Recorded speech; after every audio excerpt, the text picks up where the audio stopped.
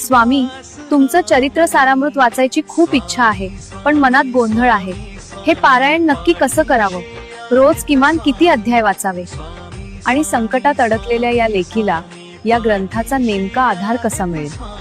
सांगा ना स्वामी, तुमच्या या सेवेची गुरुकिल्ली काय आहे? वेडे, हा केवळ ग्रंथ नाही तर माझ्या साक्षात्काराची संजीवनी आहे. जर तुला संपूर्ण पारायण करायचं असेल तर रोज किमान 3 अध्याय श्रद्धेने वाच. 7 दिवसात तुझे एक पारायण पूर्ण होईल आणि तुझ्या घराभोवती माझ्या चैतन्याचं एक अभेद्य कवच तयार होईल.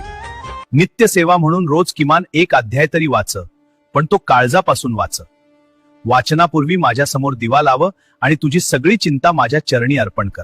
पण जर कधी संकट मोठं असेल आणि वेळ कमी असेल तर या विशेष अध्यायांचा आश्रय घे.